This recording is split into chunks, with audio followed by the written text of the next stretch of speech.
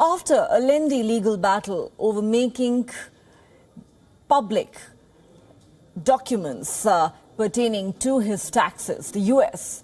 House Ways and Means Committee has released former President Donald Trump's tax returns from 2015 to 2020 as part of investigations into the presidential audit program. The documents show that Trump wasn't being regularly audited by the Internal Revenue Service and that despite reporting millions in earnings, he paid little by way of taxes. By claiming large business losses, Trump declared negative income in the years 2015, 16, 17 and 2020. His tax returns were made public days before former president's fellow Republicans retake control of the House from the Democrats. Now, according to reports in the New York Times, Trump's financial records show that the former president, who ran for office in part on his business, routinely declared large losses and paid little or no taxes in multiple years. Trump repeatedly said he was smart to use deductions and other methods to minimize the tax burden, showing that he incurred losses. Trump paid no income taxes at all in 10 of the past 15 years, claiming he lost more money than he made. Trump, who is running for presidential elections once again in 2024, continues to face a major backlash about his business practices. Earlier this month, a New York jury found the Trump Organization guilty on 17 counts of criminal tax fraud.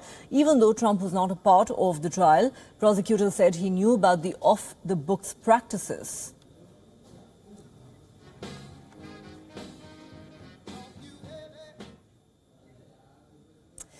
For more on this, we're now joined by our New York correspondent, Susan Teherani. Susan, would it be correct to say that Trump's tax returns now being made public, in a sense, only confirms what has been known all along, that Trump paid little or no taxes over the last several years?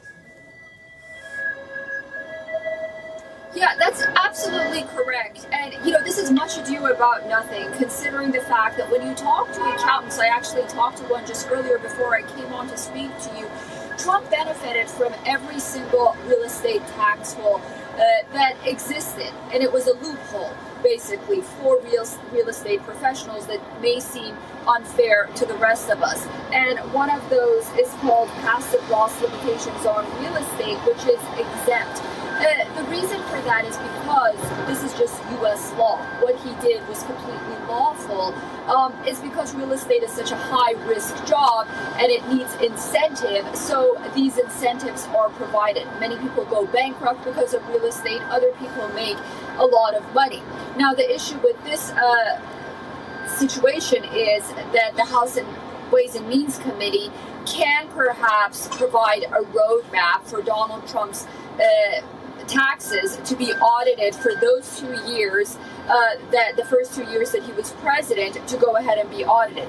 But then again, that can't happen as well, either way. So, on the one hand, we can see that Donald Trump was very sensitive for these records to come out. I mean, after all, the release of them went all the way to Supreme Court. But on the other hand, we really have to be clear, as you said, he hasn't broken any laws. This was just something that was provided to him by the government, and he took advantage of those loopholes. All right. We'll have to wait and see how this pans out politically, as Trump has already declared his intention to run for the top office once again in 2024. Thanks so much, Susan Teherani, for getting us all those details.